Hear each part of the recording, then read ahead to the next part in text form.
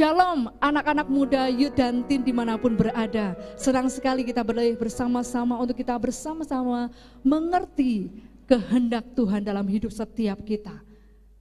Anak-anak muda, ada banyak rencana Allah yang luar biasa dan Allah mau untuk kita tinggal di dalamnya. Kita mau sama-sama belajar kehendak Tuhan yang luar biasa dalam hidup kita.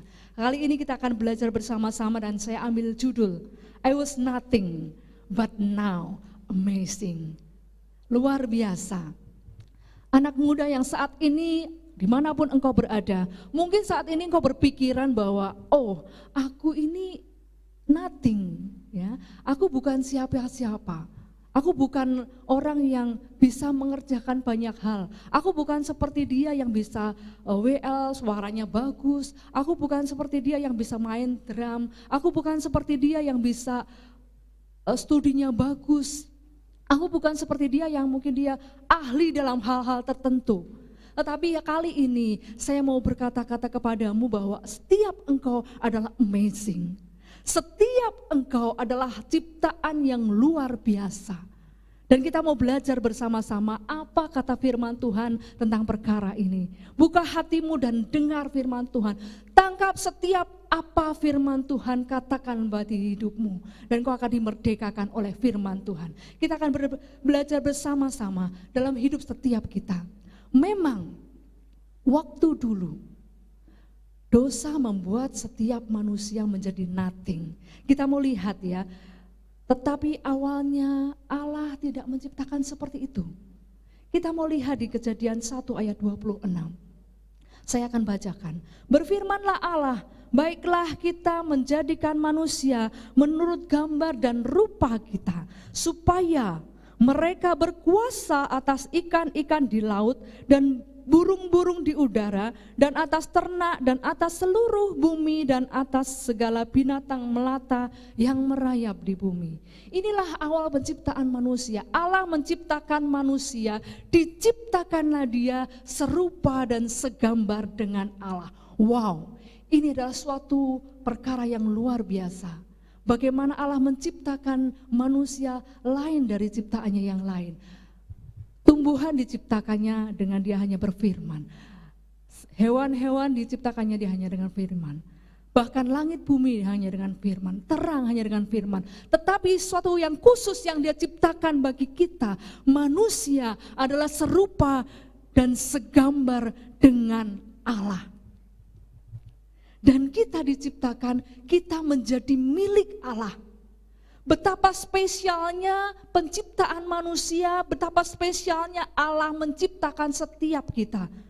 Dan Allah membuat manusia ini dalam rancangannya untuk dibawa kepada satu perkara yang luar biasa. Dikatakan bahwa segambar dan serupa dengan Allah untuk berkuasa. Satu ciptaan yang sungguh sangat luar biasa yang Allah tetapkan dari mulanya bagi manusia. Dan Allah memberikan kodrat ilahi kepada setiap penciptaan manusia. Kodrat ilahi Allah lekatkan kepada manusia. Itulah awal mula Allah ciptakan manusia. Tetapi kita tahu, semua pasti tahu ceritanya tentang Adam. Bagaimana dia melakukan satu ketidaktaatan akan perintah Allah. Allah menyatakan bahwa dia boleh memakan semuanya, tetapi satu yang tidak boleh dimakan. Dia tahu firman itu, bahkan tahu betul akan firman itu. Tetapi dia melanggar perintah Allah. Dan saat manusia melanggar perintah Allah, dia menyerahkan otoritas dirinya kepada iblis. Saat manusia melanggar perintah Allah, sesungguhnya dia sedang tunduk kepada otoritas iblis. Itu yang dilakukan manusia. Dan ini menjadi peringatan bagi setiap kita. Saat kita melakukan kehendak iblis, sama saja kita melawan akan Allah. Menjadi peringatan bagi setiap kita. Mari kita bawa hidup kita. Kehendak Allah, kehendak Allah, kehendak Allah. Itu yang harus menjadi ketetapan yang harus kita lakukan. Dan saat manusia ini menyerahkan ketundukannya kepada iblis, dia menjadi hamba iblis. Dia menjadi di bawah kuasa iblis. Dan itulah yang terjadi atas manusia. Dan apa akibatnya? Akibat dari manusia yang menyerahkan dirinya kepada iblis, menyerahkan ketundukan dirinya kepada iblis adalah pastinya dia terpisah dari Allah. Allah yang kudus tidak bisa kompromi dengan ketidaktaatan apapun. Dan ketidaktaatan itulah yang namanya dosa. Allah tidak bisa kompromi dengan itu. Itulah yang membuat manusia terpisah dari Allah. Dan akibat-akibat yang lain adalah manusia mengalami kematian. Itu yang terjadi. Manusia mengalami jerih lelah, manusia mengalami sakit, dan bahkan wanita dikatakan bahwa dia harus mengalami sakit saat melahirkan. Dan ada pula yang dialami akibat-akibat dari dosa ini adalah gambar diri manusia menjadi rusak. Iblis merusakkan gambar diri yang ada pada manusia, yang pada mulanya dia serupa dan segambar dengan Allah, dirusakkannya sehingga dia menjadi kehilangan identitas dirinya. Sehingga yang dia alami adalah dia mengalami ketakutan, dia mengalami mungkin minder atau bahkan sombong, yang itu bukan karakter Allah.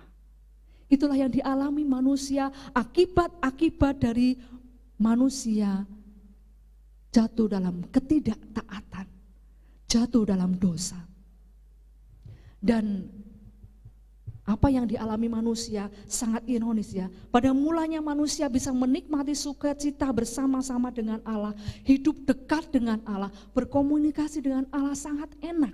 Tetapi pada saat dia memilih untuk menyerahkan ketundukannya kepada iblis, maka semua yang terjadi adalah sebaliknya. Yaitu tadi, dia mengalami penderitaan yang harus dia tanggung. Dan dia menjadi hamba dosa.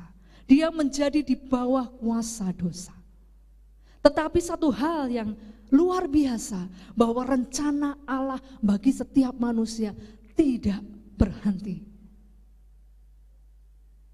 Camkan bagi setiap kita, sekalipun engkau saat ini masih hidup dalam dosa, tetapi rencana Allah dalam hidupmu tidak berhenti. Allah masih memandang engkau berharga. Seperti yang disampaikan di Yesaya 43 ayat 4 dikatakan, oleh karena engkau berharga di mataku dan mulia, dan aku ini mengasihi engkau, maka aku memberikan manusia sebagai gantimu dan bangsa-bangsa sebagai ganti nyawamu. Inilah pandangan Allah bagi setiap kita, setiap manusia.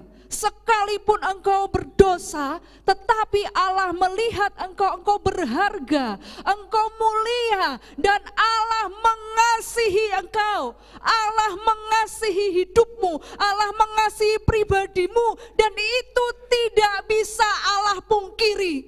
Itu tidak bisa Allah pungkiri. Dia terus menyatakan kasihnya kepadamu. Itulah sebabnya Allah melakukan rencana yang luar biasa.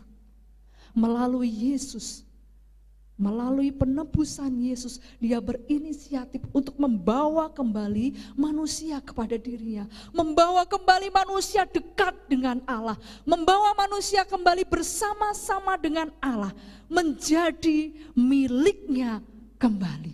Itulah rencana Allah yang dia lakukan melalui Yesus Kristus. Allah menjadi manusia, menanggung setiap konsekuensi dosa melalui Yesus. Yesus memberikan dirinya menjadi tebusan itu, karena pada saat itu kita ada menjadi budak oleh si jahat. Dan Allah melakukan itu karena kasih-Nya kepada kita. Allah mengasihimu sehingga dia menginginkan hidupmu kembali menjadi miliknya. Dan itu yang Allah kerjakan melalui Yesus. Dia yang benar untuk orang-orang yang tidak benar. Dia menanggung segala sesuatu penderitaan, menanggung segala pemberontakan kita, upah dari pemberontakan kita, Yesus tanggung. Untuk apa? Supaya engkau kembali kepada Yesus, supaya engkau kembali kepada Allah, supaya engkau kembali menjadi milik Allah. Dan itu yang dilakukannya. Terbukalah hatimu untuk kamu terima ini. Allah mengasihimu. Allah mengasihimu. Dan bukan hanya berhenti di situ saja. Dikatakan di Efesus 2 ayat 10. Kita mau baca sama-sama. Efesus 2 ayat 10. Karena kita ini buatan Allah, diciptakan dalam Kristus Yesus untuk melakukan pekerjaan baik yang dipersiapkan Allah sebelumnya. Ia mau supaya kita hidup di dalamnya. Wow. Bagaimana Allah menyatakan kasih-Nya kepada kita. Dia membawa kita kembali menjadi miliknya. Saya pernah mengalami satu kali, waktu saya berdoa, saya mendapatkan satu ilustrasi rohani yang itu terus melekat dalam diri saya. Yaitu pada saat itu saya ada di kampung dan waktu itu mati lampu. Waktu itu saya bahasa roh, tetapi di dalam diri saya merasa bahwa saya harus melakukan satu tindakan kejahatan. Setiap kali saya melihat benda tajam, ada gunting, ada pisau di rumah, hati saya bergetar seperti ada dorongan untuk saya melakukan satu tindakan kejahatan. Dan itu saya tidak bisa melepaskan diri saya. Waktu itu saya berdoa, saya bahasa roh. Dan saya berseru, Tuhan tolong saya. Dan pada saat saya berseru kepada Tuhan, Tuhan tolong saya merasakan ada satu kuasa yang seperti menyahut saya, seperti menyambar saya, membawa saya, yang tadinya saya seperti ditarik kepada kuasa kegelapan, dan disambarnya ditarik kepada kuasa Allah. Dan saya merasakan itu adalah kuasa yang luar biasa yang membawa saya, membawa kepada Allah. Saya yang pada saat itu tidak bisa melepaskan diri dari dorongan-dorongan kejahatan, saat itu saya seperti direbut oleh Allah menjadi miliknya sehingga saya punya damai sejahtera. Dari situ saya terus berdoa, apa maksudnya Tuhan? Apa maksudnya Tuhan? Ternyata memang kuasa dosa begitu mengikat manusia sehingga dia tidak bisa melepaskan dirinya. Karena itu Allah berinisiatif dengan memberikan Yesus. Kasih karunia-Nya menyelamatkan kita. Bukan karena usaha kita, bukan karena kekuatan kita, tetapi kasih karunia Allah, tetapi kasih Allah yang luar biasa, itu yang menyelamatkan kita, yang menyelamatkan hidupmu dari segala dosa. Dan saya katakan juga, itu tidak berhenti sampai pada saat itu saja. Allah punya rencana yang besar, seperti yang dikatakan tadi di Efesus 2 ayat 10. Kita buatan Allah.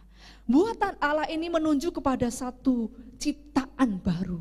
Saat kita ada di dalam Yesus, kita adalah ciptaan baru. Yang lama sudah berlalu, sesungguhnya yang baru sudah datang. Ada satu karya baru yang Allah ciptakan dalam diri kita. Yang rusak oleh dosa, dibuatnya menjadi baru. Allah menciptakan karya baru dalam hidup kita. Dan apa yang Allah ciptakan, karya baru itu adalah manusia atas kodrati. Apa itu manusia atas kodrati? Manusia atas kodrati adalah manusia yang mempunyai kemampuan di atas yang alami. Manusia diberikan kemampuan di atas yang alami. Artinya manusia tidak lagi bisa dikuasai oleh dosa. Saya katakan kepadamu, kalau engkau memiliki Yesus dalam hidupmu, dosa tidak berkuasa lagi atas hidupmu. Engkau bisa menentukan pilihan kebenaran, engkau bisa menentukan pilihan kesucian. Dan itu ada padamu. Karena apa? Kuasa dosa tidak lagi berkuasa dalam hidupmu. Dan itulah yang disebut dengan manusia atas kodrati. Dan itulah karya baru yang Allah ciptakan di dalam Yesus Kristus. Dan itu terjadi kepadamu saat engkau terima Yesus dalam hidupmu. Manusia baru. Manusia baru yang Allah ciptakan bagi setiap kita. Dan selanjutnya, dia dikatakan bahwa diciptakan dalam Kristus Yesus untuk melakukan pekerjaan baik yang dipersiapkan Allah sebelumnya. Allah memberikan rencana yang besar dalam hidupmu. Allah memberikan pekerjaan yang besar yang sudah Dia persiapkan dalam hidupmu. Setiap hidupmu, apapun engkau, apapun yang dapat engkau lakukan. Karena di dalammu ada manusia baru, ada manusia atas kodrati, dan engkau dipercayakan pekerjaan-pekerjaan besar. Engkau dipercayakan karya-karya besar dan bukan main-main. Siapa yang mempercayakan? Allah sendiri. Yang tadi dikatakan bahwa Dia pencipta langit bumi, Dia pelukis cakrawala, Dia yang menakar samudra dengan tangannya, Dia yang membentuk segala sesuatu yang ada dalam dunia ini. Allah pencipta langit dan bumi. Dia yang mempercayakan karya besar itu bagi hidupmu. Luar biasa. Bagaimana kita bisa meresponinya? Bagaimana mungkin kita tidak meresponi karya Allah yang besar yang dipercayakan kepadamu? Karena itu Allah mau supaya engkau tinggal di dalamnya. Engkau tinggal di dalam karya besar yang Allah sudah tetapkan dalam hidupmu. Bagaimana kita melakukannya? Allah sangat luar biasa baik. Kasih-Nya besar. Dan Dia saat mempercayakan perkara yang besar kepada kita, Dia memberikan kepada kita Yesus sebagai pola, sebagai model. Saat Yesus ada di dunia, Dia melakukan perkara-perkara yang besar. Di dalam diri Yesus kita bisa menemukan model bagaimana manusia atas kodrati itu. Kita bisa menemukan pola bagaimana manusia atas kodrati itu bekerja.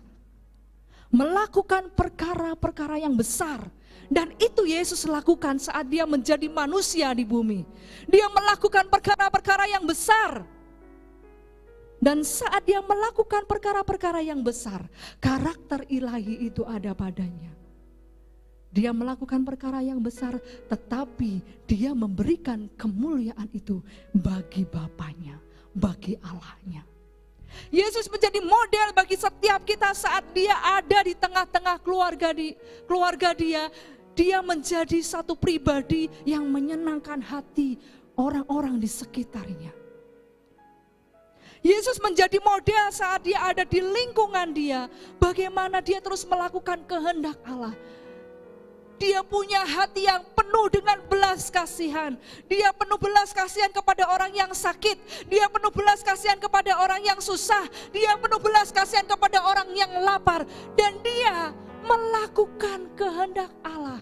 Pada saat ada belas kasihan kepada orang sakit, Dia melakukan mujizat kesembuhan. Pada saat Dia melihat ada orang yang dalam keterikatan, Dia melakukan mujizat untuk Dia memberikan kelepasan. Pada saat Dia melihat orang yang lapar, Dia memberikan mujizat, menjadikan mujizat untuk memberikan makan bagi orang yang lapar. Dan itu Yesus lakukan. Itu Yesus lakukan sebagai manusia atas kodrati. Dia melakukan kehendak Allah. Dia melakukan seluruh kehendak Allah dan dosa tidak berkuasa atas dirinya. Sekalipun Dia mengalami aniaya, sekalipun Dia mengalami cercaan, sekalipun Dia mengalami hal-hal yang tidak enak, tetapi itu tidak mempengaruhi hidupnya. Dia tetap ada damai sejahtera. Dia tetap memuliakan Allah. Dia tetap melakukan kehendak Allah. Dan itulah model yang Allah berikan bagi kita. Allah mau setiap kita, engkau anak muda dimanapun engkau berada. engkau melakukan seperti yang Yesus lakukan. Kita melakukan seperti yang Yesus lakukan. Dosa tidak berkuasa lagi atas hidupmu. Dan itu pasti. Karena engkau manusia luar biasa. Engkau amazing.